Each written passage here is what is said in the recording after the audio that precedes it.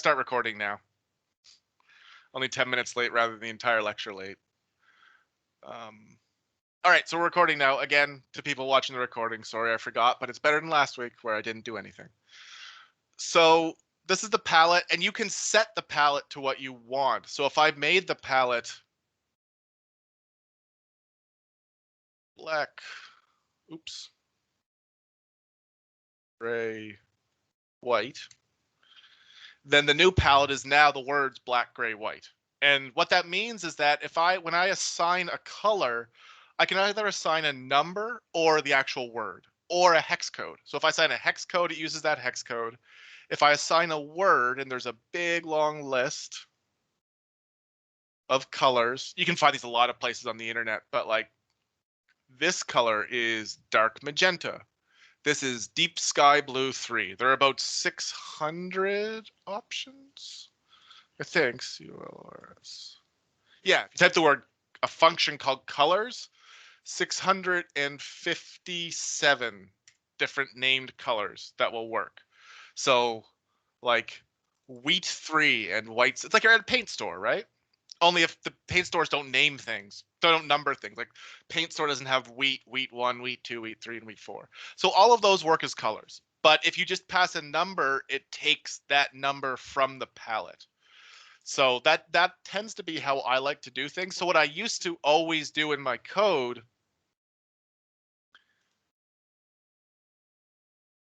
is the first thing I would do is I'd load Color Brewer, and then the first command would always be to set the palette to be so that black is 1, and then the next 9 are from the palette called set1, which is a 9-color palette.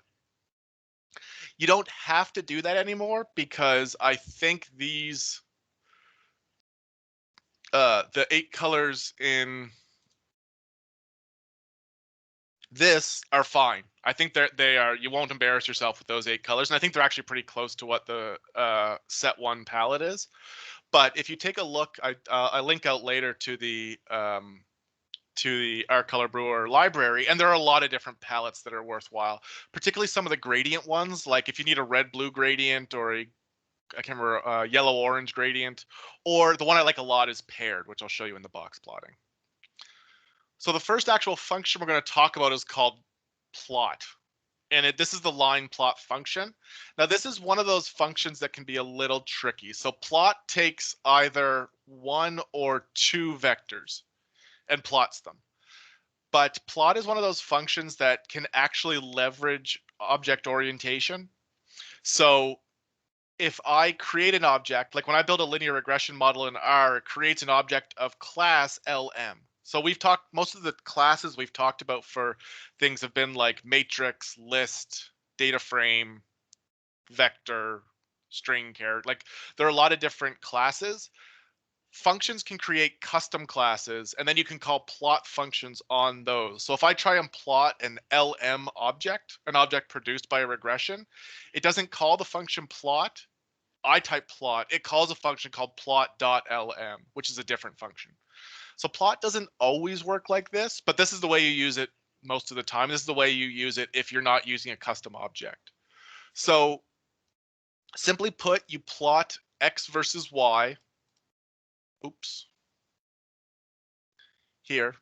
So you can see I plot X versus Y, and the only thing I changed in this one is PCH. So there are a lot of arguments. You can see here, xlim, ylim, log, a bunch of different arguments.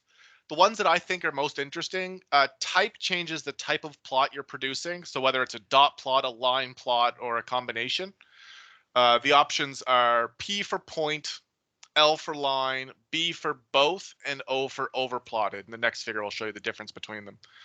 And then PCH controls the shape of the dot, and there are 20-something shapes available. If you do example points, this runs through a bunch of plots where we can see all the different points, and this is the figure I usually want to get to, is these are the 25 different points plus some special ones. So the ones I like to use most of the time are 19 and 16 because they're 2 circles of slightly different sizes. 15 and 17 as well. I don't like the first 14 because the unfilled shapes I find just difficult to see. So let me get out of this. So like if I do plot, let me get those X and Y's created. Oh, sorry, I should make my font a little bigger. That's probably a little hard to see.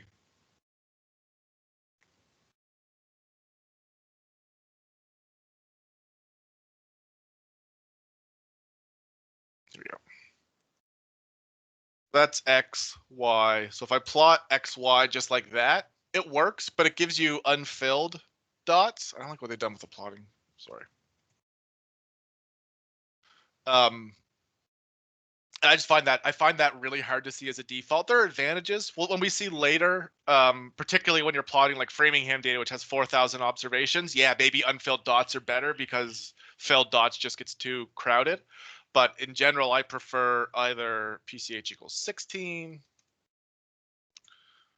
or PCH equals 19 is just, oh, they're the same size now. Huh. Okay. Well, maybe they aren't different. 19 used to be slightly bigger than 16. They might be manipulating that with some of the other arguments.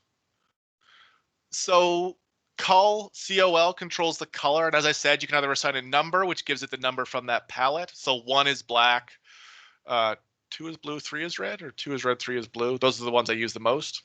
You can also pass a word, or you can pass a hex code. xlim and ylim control the range of the axes, and then main, xlab, ylab, and sub control what's put on the x-axis, y-axis. The main axis is up here, and sub is actually below the x-axis, and I don't find it that useful. It's kind of like a caption, but you're almost always going to want to caption your figures outside of the figure because you want the text to be text, not the text to be a figure. So here we can see what the 4 different plots are. So this is the default is points. L is a line. And then the difference between B and O is that B has disconnected segments and O has connected segments. B is one of those things that looks neat and abstract, but anything practical looks messy. So it's like it's one of those things that like probably looks good in PowerPoint, but not good in anything meaningful. So I tend to use O and P the most. L sometimes, it depends on your purpose. Certainly some of these, but B I would say I use very rarely.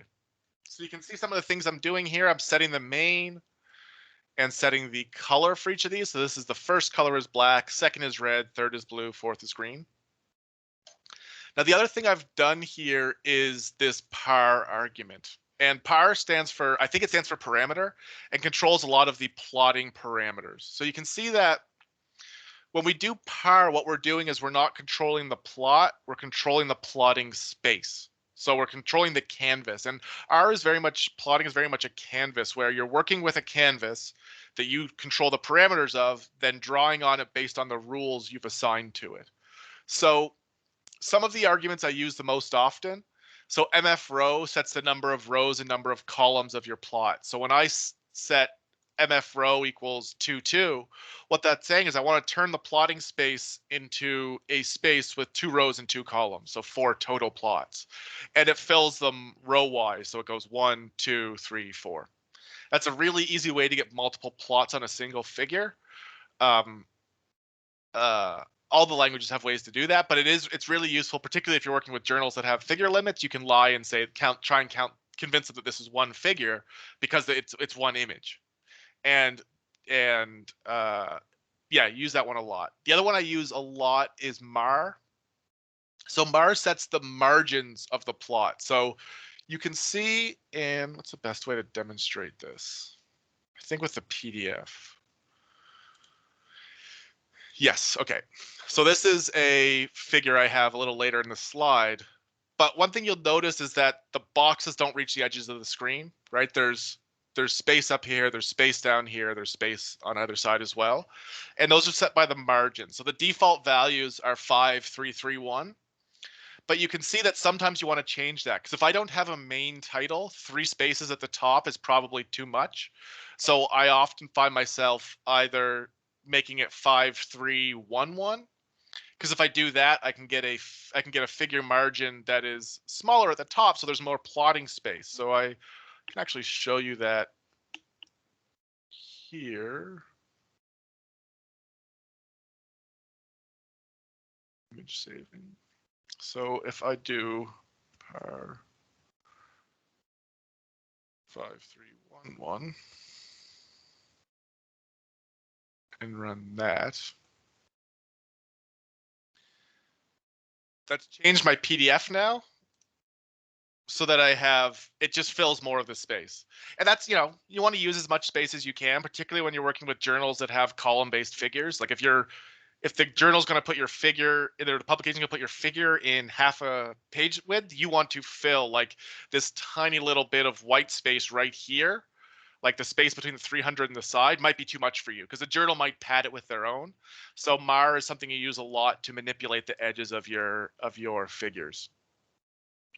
The other one I'll use a lot is LAS, although I don't tend to use that as a plotting. I tend to use it in an actual function. So a lot of the arguments, if you look at the help file for Power, a lot of those can be passed to actual plotting functions. So when I plot something, I'll sometimes change LAS. Go back up to the top. What's that? Plot.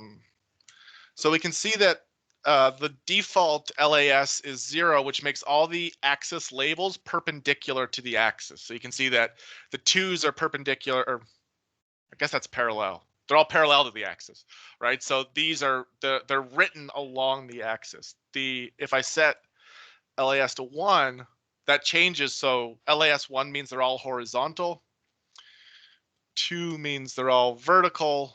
3 means something else. They're all, what was 2? There's 2 always, 2 is always perpendicular. 0 is always parallel. 1's always horizontal. 2 is always vertical. The LAS equals 1 is one I use sometime. No, which one is it? 3? Yeah, 3 is one I use sometimes, particularly if these are categories. So if 2, 4, 6, 8, and 10 are instead like level names, then you might want to make, like if these numbers are running into each other, you might want to switch the LAS.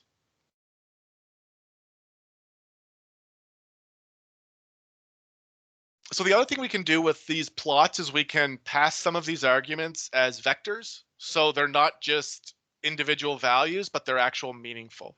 So this is I wonder how many of my students here, Devin would certainly be familiar with my apparent, oh no, he's not here yet.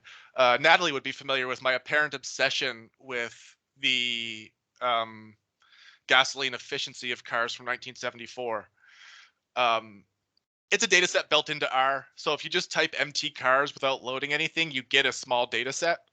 And it has a bunch of numbers and categorical variables in it. And it's small enough that it visualizes well. So we tend to plot with it a lot, but it's also energy efficiency from vehicles that the vehicles themselves are almost old enough to have their licenses taken from them. So it's an old, hard to interpret data set. So this is a comparison, and what I'm going to show you is kind of like how we go through making an exploratory plot to an actual useful plot. So this is just a straight plot of the miles per gallon versus displacement. 3 things I noticed as soon as I produced this. I don't like the axis labels. Credit to R plots there what it thinks I typed. I typed a value called MT cars $MPG, so that's what it puts there. But I want a better X label, and I want a better Y label, so I'm going to replace these with their actual meaningful values. The other thing I'm going to do is I'm going to make the plotting equal to a numbered value. So if you look at the actual MT cars $gear, we can see I have 15 3-gear vehicles, 12 4-gear vehicles, and 5 5-gear vehicles. So I'm going to make the dots equal to those numbers. And what that gives us is I can kind of see where the different gear vehicles fall in the miles per gallon versus displacement curve. And that's a little harder to see, so it might be easier if I pass that as colors. So here I've passed rather than making a different dot, it's a different color. Same thing, I made the PCH 19 just to make it as big as possible. And then I put a legend in the top corner. So legend you can specify the location of the legend using XY coordinates, but you can also reference any of the 8 kind of sides. So like top would be here, top left would be here, top right would be here, etc., all the way around the square. And that tends to be how I use it. That's a typo, that should be PCH. Then I set the colors and the legend. And legend is the actual text that's put in each one. So I could have, if I wanted to be a little more clear, I could have done something like, so if I do that plot again, oh shoot. I was messing with my palette and I didn't fix it. There, that's better. I still had it as black, gray, white, which is not a good palette.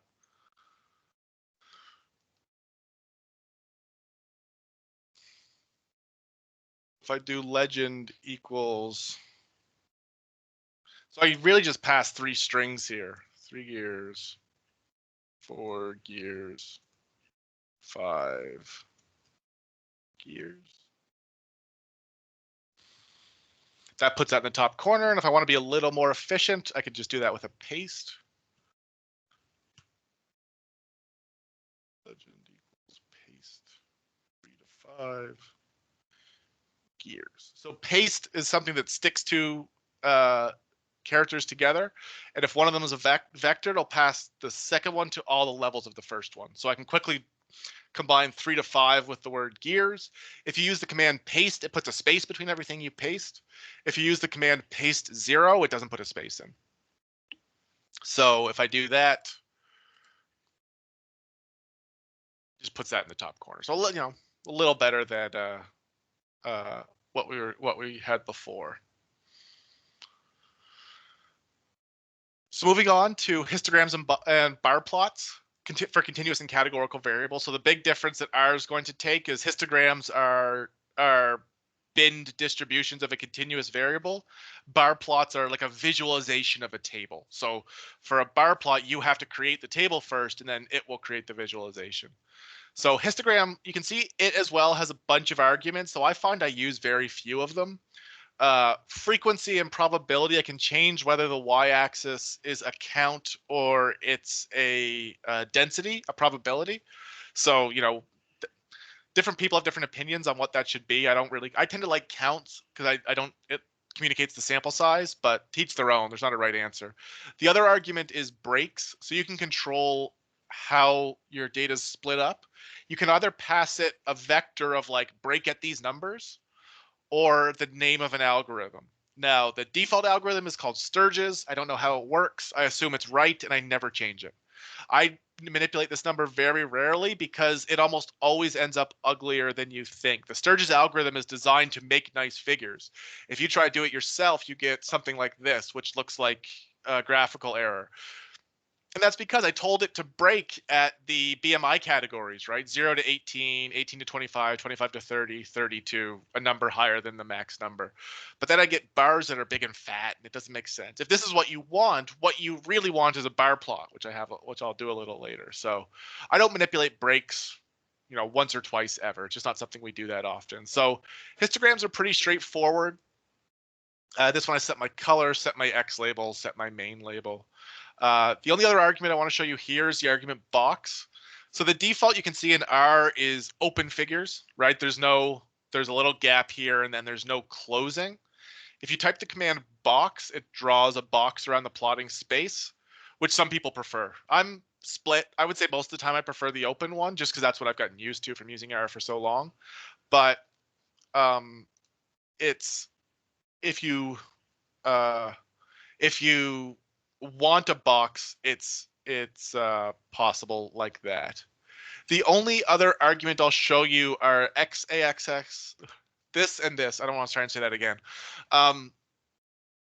The default in R is to pad the X and Y axis by 4%. So you can see in this box here, little gap right there, little gap right there, little gap right there, and little gap right there. It's to pad the plotting space by 4%. Stata and SAS do a similar thing. I don't know what their heuristics are for those programs, but it's the same basic idea. And I would suggest doing that most of the time. It's not something I manipulate all the time. I do find if you're in a situation where you want to put a box around a histogram, this looks kind of weird. Putting the box, like, I think this looks good, but if you're going to put the box on, it now looks weird that this point isn't in the bottom left corner. So if you want to plot things right to the edge, you change the XAXS argument to be I. The default is R, and the alternative is I. And if you look at the help file, they describe why these arguments are how they are. A lot of this goes more than 20 years ago, back to the original S language. So a lot of these arguments, you'll see, for example, that they have 5 different options for X, AX, S, and Y as well, but only 2 of them are implemented in R. The other 3 are left over because they used to be implemented in the S language, which nobody uses anymore. R has just has outpaced in recent years. So the last plot we'll talk about is box plot. And the default behavior, if you just plot a single continuous variable, is a box plot. And cholesterol in the Framingham data isn't the best box plotting variable because I use it all the time, but it has 2 probably 2 outliers. So all the figures are skewed. But if you want to plot a single variable, that's fine. If you want to plot multiple variables, you need to use an equation, a formula. And we haven't talked about formulas yet. I think I showed them last class, but told you I'd talk about them this class. So formulas take this form right. Oh, other way. There we go. Y tilde, the variable separated by pluses. So this is predicting Y with a set of X's. And this is the structure you'll use for all your formula building. So this is the same, if I wanted to build a regression model predicting Y with X1, X2, and X3, this is the same structure I'd use. As you can imagine, it gets a lot more complicated. We can use stars and colons for interactions. We can use, if you need to do grouping for some of your hierarchical models, we'll do that with vertical lines. We'll talk about that a little later in the course. But for now, we can use formulas for box plot. So if I want to do a box plot of cholesterol, I just plot like this. But if I want to stratify cholesterol by sex, I can do it like this with a cholesterol tilde sex. And you could either, in this case, I could have dat $ tote col tilde dat $ sex, or I could have these and pass the data set. So when you pass a data set to a function, it looks for the variables in that data set. Now, not all functions take data sets. Case in point, it won't work up here. It will only work if you're doing the formula version. If you're doing the just the regular variable version, it won't look in a data set. And we can actually do multiple. So if I want to stratify cholesterol by smoking and sex, I can do it like this. So we can see I get the male non-smokers, the male smokers, the female non-smokers, and the female smokers. The other thing we've done here is I've gone back to that Brewer library because I like their paired colors. I thought I linked to it. I guess I didn't. So the paired colors are a set of 5 colors paired. So you can, if you use brewer.pal instead of an even number, it goes, I think it goes pale, full of 5 colors. So you could try it with this one, and it works fine. Go down to that one. That was, nope.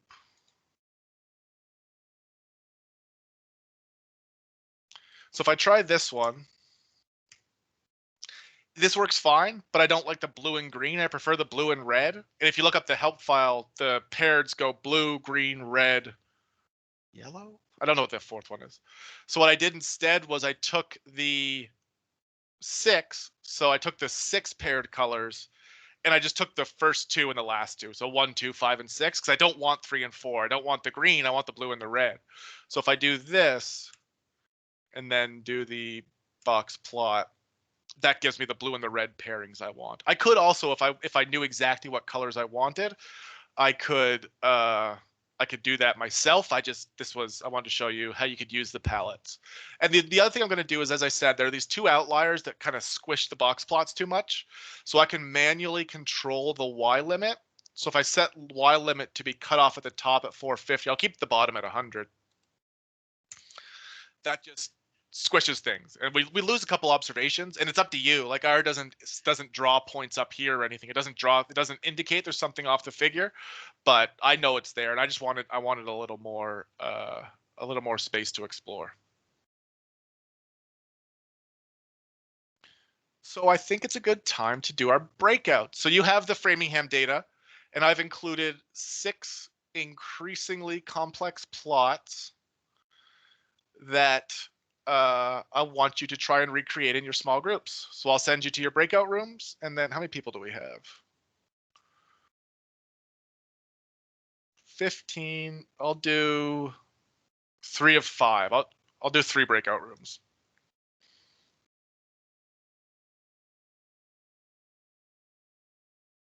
Oh, they're still left over from last time, so I need to delete 2 rooms before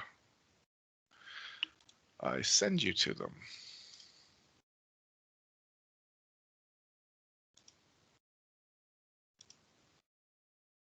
Oh, I see.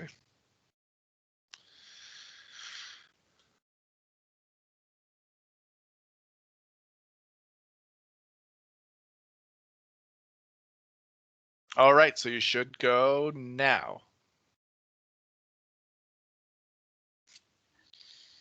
Just make sure that everybody got assigned. 554.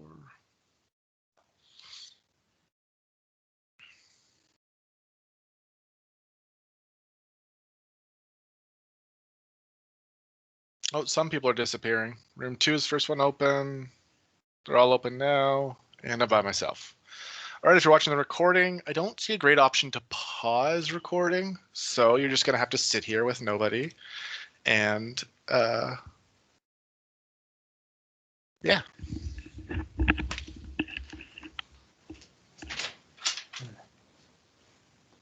Oh, hey, Sam.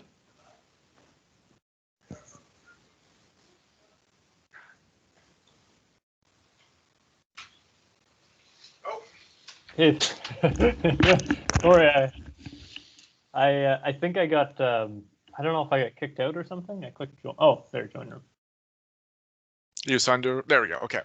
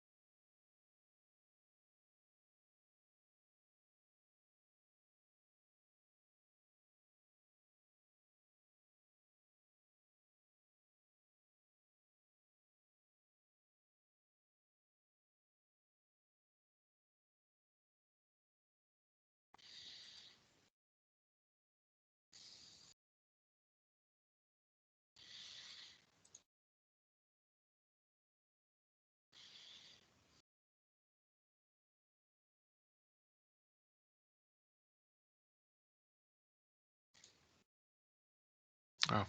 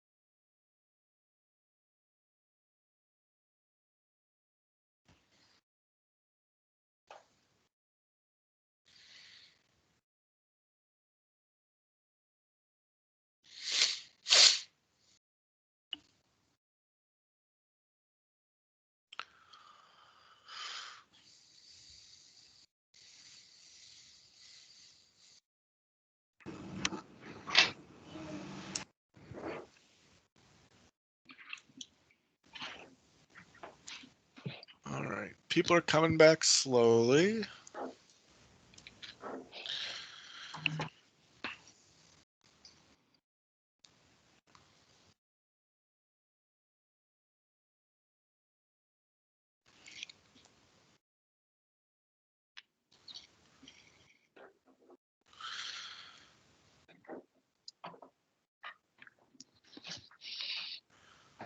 All right. I think that's everybody. Well, I think the rooms are all closed now. So it sounded like people did well. A couple of minor things I wanted to go over. So actually, we'll start with we'll do the thing that I plan to do after the breakout because this relates to what Yukiko was asking about bar width in box plots. So if you look at the help file for box plot, there is an argument called width. So if I run a box plot like this, you can see my big fat bars there. And if I do 10, oh, 2. All right, so I should have checked what width meant. Back to my help file. Relative widths. I wonder if it has to.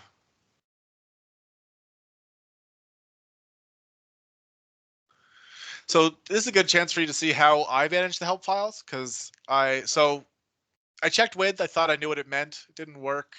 It said relative. Maybe it needs to be 0.3.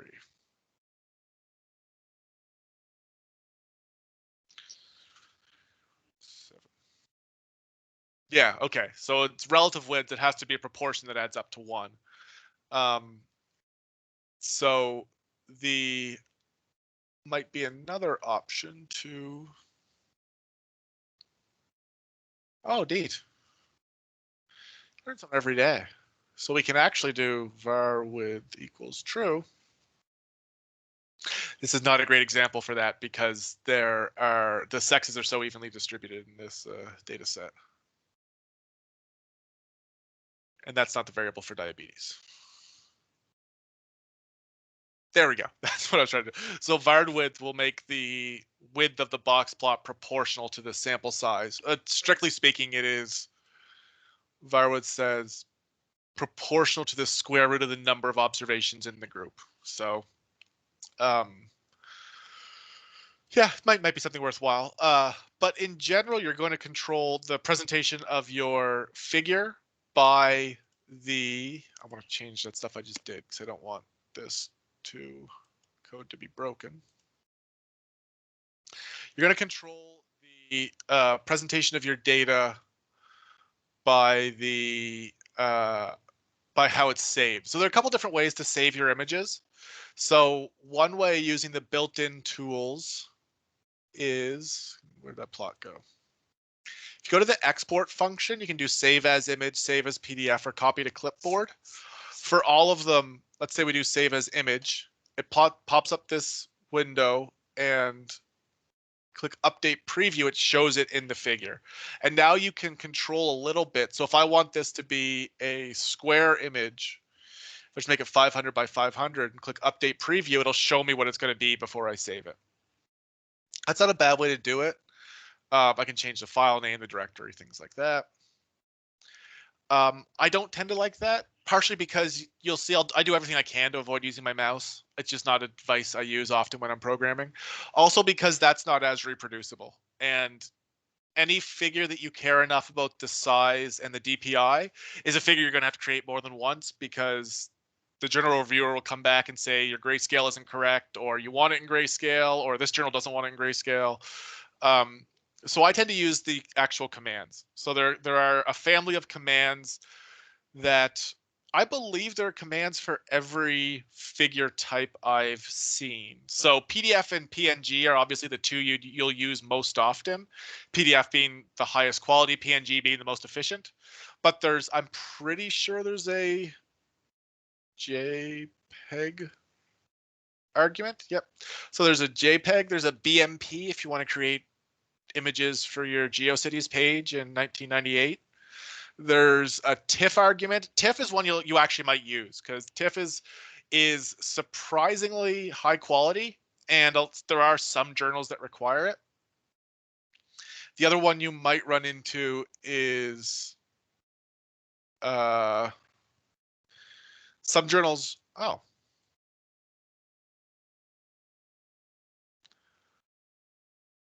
so I haven't showed you this before. Putting a question mark before a function brings up its help file. Putting 2 question marks searches the help files.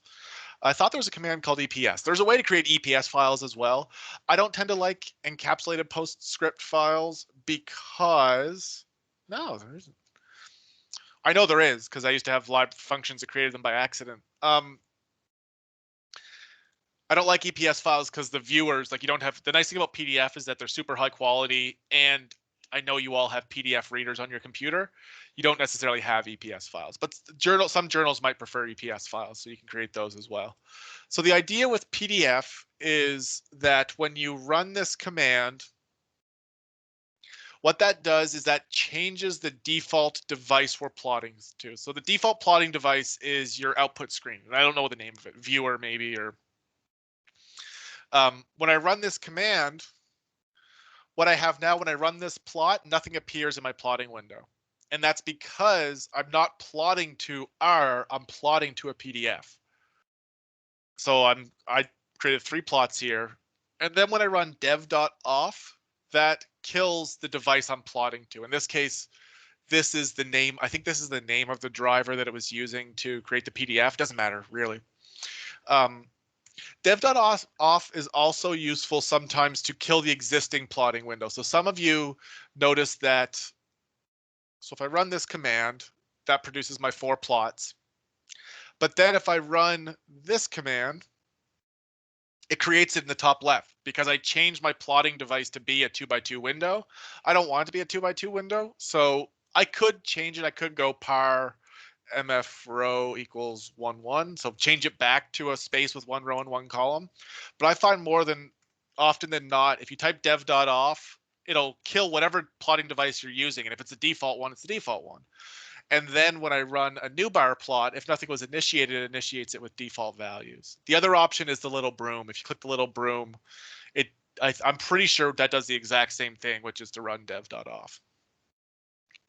So the advantage of PDF is 2 things. Mostly it's the high resolution. So the nice thing about vector graphics is that they're not PNGs. So I can zoom in as far as I want and still get really crisp edges. I had planned to do one of these figures and hide a tiny little smiley face in the middle of it. That's when I learned that PDF doesn't naturally support UTF encoding, so it doesn't naturally support Unicode. And I spent like 7 minutes on it at 10:30 last night, and I stopped and thought, I'm not spending 8 minutes on figuring out how to put a smiley face hidden in a graph. So I stopped, and that's not a good idea because it doesn't support it doesn't support UTF coding by default. But it is useful to have that high precision, and that's why journals are increasingly saying send your images as PDF if possible. It's because this vector style means that whatever resolution you print it at, you can control it. Now the arguments I put in were height of 5, width of 8. Those are my defaults. I think that's inches. I don't actually know.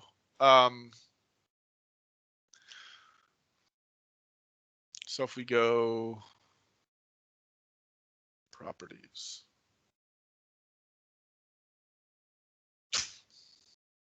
12 centimeters would be 12.7 centimeters is 5 inches, right? Must be.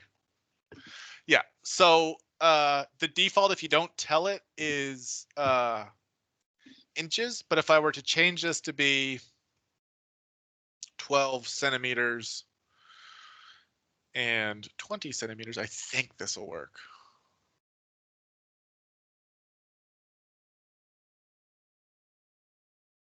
That's a weird warning message. Let's see what happens.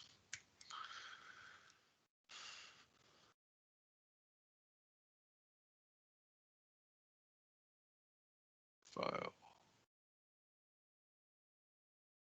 Nope, didn't work. So there is a way to help PDF. So if we look at the width and the height arguments,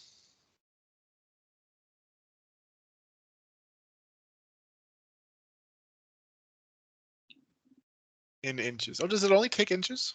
No. Huh, okay. So it only takes inches. You have to specify your figure in inches. That's weird. I've always yeah, I'd always just think of it as because it's a That's vector graph. insane. Yeah. That's insane. It's not only in North America you use inches. Only in part of North America. But Yeah, it's like that's not good. You should write something to to be use fair, metric. yeah, it is probably the part of North America that wrote the driver. Ah, And I bet you there are ways you can there are probably PDF drivers that will take widths in other units. But dang. I've this lecture has only made me think what 5 and 8 stand for, because I always think of them largely in relation to one another. But it is important, because if we make it 50 and 80, it'll still work. But the dots got real small, right? Because there are certain text elements, and I was mentioning to, I think, Yukiko's group, that one of the things you'll find is that a lot of the arguments, now I think if I zoom way in on these, they are still crisp, but they are unreadable. Uh, a lot of figures are controlled by font, right? So they're controlled by a font that defaults to like size 10 or 12. I should check what is the default size, but that means that whether I make my figure 5 by 8 or 50 by 80, it's going to make the X and Y labels equal to font size 10. So you can't, when you stretch it out, if you leave the font size the same, then you now there are a ton of arguments here if you really have to get into these manipulations. And if you look at PNG, there are some arguments as well where there's a width and a height, and this is one that takes units. So this is the PNG is one that you can specify the image size in any unit you want, though we tend to focus on pixels when we're talking about PNGs. The other argument you have here is resolution. And resolution is the one where you can control that DPI. They call it PPI here, but those dots per inch, because there are some journals that will specify like figures at least this size with at least this number of dots, and you can manipulate it here. Now, some journals will ask for things you can't find here, like they'll ask for certain variables that aren't manipulable here, but that's because R manipulates them in other ways. And it's often just a Google, like, how do I get 140 DPI in a PNG in R? And someone will say it's this argument combined with this argument. Image manipulation can be tricky that way, because what we end up with is if we, I'm going to stick that box plot in. Why don't I just copy the line I had?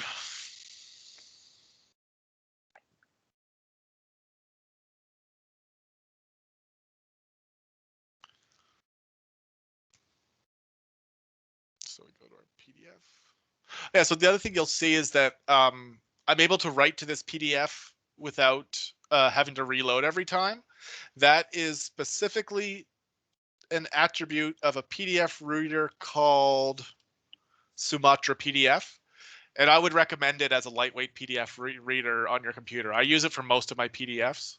But the main reason I like it is that if you have a PDF open and you resave that PDF, it will update and it's not locked. If I had this open with Adobe and I tried to run that PDF command, I would get a warning because Windows doesn't release file. Like Adobe puts a lock on the file, which, fair play to Adobe, that's what you want 90% of the time. It's just not what I want right now. I want this PDF, because I've had other environments I've worked in where I only use the PDF viewer, where like I almost always just wrote images to PDF because I found it more convenient with this PDF reader. So if we want to control the width of this figure, we're going to do it here. So if we want a square figure, we just rerun it, and now it's a square. And that looks a little better for a box plot. Box plots don't look great when they're wide. But we probably want this back to 8 when we're doing this one. Just gonna stick that one in. And we go down here. This does look a little better with.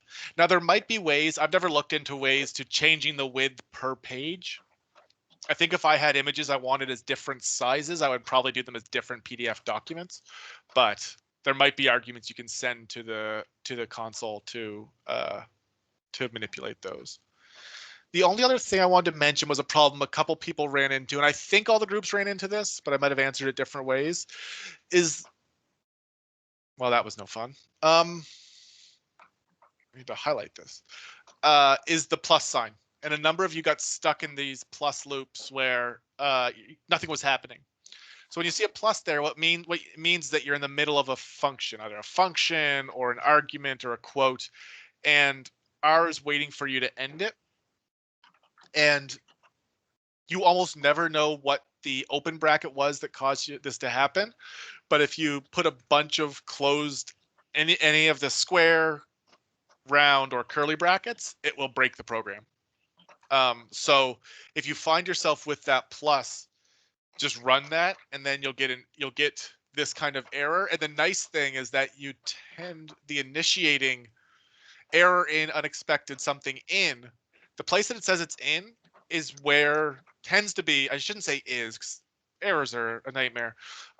It tends to help you identify where the problem started.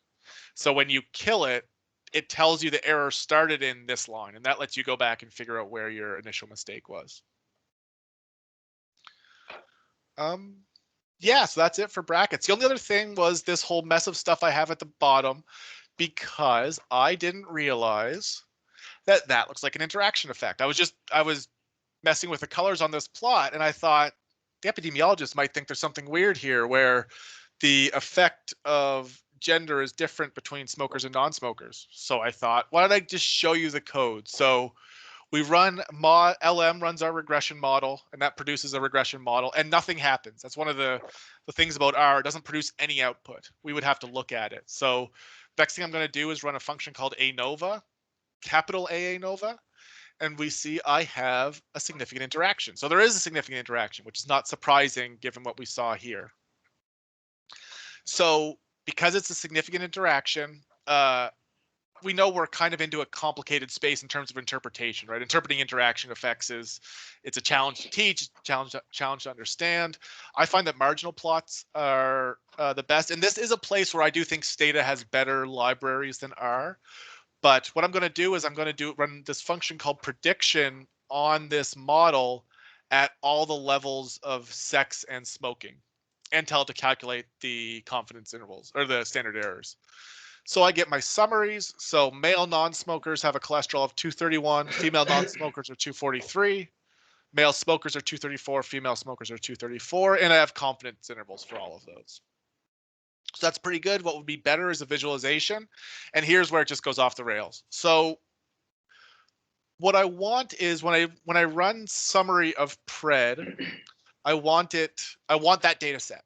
I want that matrix, because what I want to do is I want to plot these prediction values with these confidence interval values, right? I want to plot those on a single figure.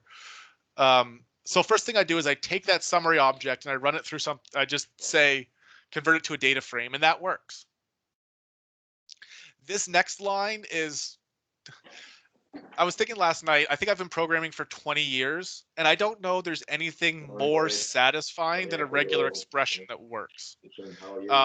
If you don't know regular expressions, and even if you do, what's written there is ridiculous. But regular expressions is a pattern matching system in strings, originally invented in Perl, and it's yeah. So all I'm doing with this mess is replacing the at sex and at smoke with the word sex and smoke. So don't worry about what's happening there. But then this is ggplot, and this is the plot that produces my marginal plot. So we'll go over later how these actually work, because as you can see, that's a very different, grammar is the term that people use with ggplot and Dippler, and this is a very different grammar. What we're saying is we're plotting this data set with this aesthetic. AES stands for aesthetic. And the aesthetic is I'm going to put sex on the x-axis, I'm going to put y on prediction on the y-axis, and then the colors and the groupings going to be based on the smoking status. So that I've told it I'm plotting a data set and this is how I'm defining my dimensions. And then the pluses, I start adding things to the plots. So I guess I should, this one makes more, grammatically, that makes more sense there. So if I just do the lines, that says just add the lines, right? And then the next thing I'm going to do is I also want to add the error bars. And the next thing I'm going to do is I want to add the, I don't think you can see it because I made the lines fat. Yeah, you can't see it. I wanted to add dots for the 4 actual points. You can see it better on this one. So this one, all I've done is I've taken this figure. I thought it made more sense to, because they're both categorical, right? The x-axis doesn't mean anything here. It actually probably makes, if we're talking about x-axis representing a change in something, it's, without getting into social theory, it's probably easier to transition from smoker to non-smoker than it is between male and female. So it probably makes more sense as a change variable to put smoker on the x-axis. So this one, I switched them. And the other thing I changed was I dropped, for this one, I made the lines in the error bars size 2 rather than size 1, because I can't decide which one looks better. And that's ggplot. And that gives you figures that I think look better, but it takes a different way to think about it. I find it hard to wrap my head, and I find when I'm using ggplot more than anything, I type ggplot, how do I do this? And once someone explains it to me, I'm like, oh yeah, that makes sense. But it takes you a long time to figure out. So once I did that, the last thing was the actual marginal values. So, and this is where I find R falls. This library is, I think I said here, one of the weaker R libraries. So get this down. We can see Marjo 1 is calculate the marginal values of the model along the levels of sex. So this shows the effective smoker for sex equals 1 is 3, and for this effective smoker for sex equals 2 is negative 8.7. 2 represented female, 1 represented male. So this is one of the shortcomings of this library, is it converts your factors to numbers. The other thing is that it calculates the effective sex along the levels of sex, which just doesn't make sense. But the numbers are still there. What we're seeing is that the effect of smoking amongst men is about a 3-point increase in cholesterol, and amongst women is about an 8.5-point decrease. We can also flip it. So if we do calculate the same margins, but at the levels of smoking, we can see that women who don't smoke are about 11 points higher than men. Women who do smoke are about 0.4 points lower than men. So this is just something that I saw that interaction. I thought I'd investigate it. And then after I'd finished the investigation, I thought, because most of this is just copied from the stuff I teach first term. Once I'd finished the investigation, I thought, well, I might as well put it there. But this is kind of a little ahead of where we are right now. But I thought I'd leave it just so you could kind of see. So next week we're off because of research day. And the week after as well, we'll be off. So we're going to do 2 weeks off because the week after I'm going to be away. So we'll be back on, what's that, like the 19th? And we'll probably doing a slight refresher and then talking about, I'll have to see if I feel like talking about that. We might talk about dplyr and ggplot and this kind of different stuff, or we might get into a little bit of biostats and some actual how to do statistics in R, because that is ostensibly what the language is about. So that's it. I'll hang on for a couple minutes, but I'll end the recording now, and I'll see you guys. Well, hopefully I'll see a lot of you next week at Research Day.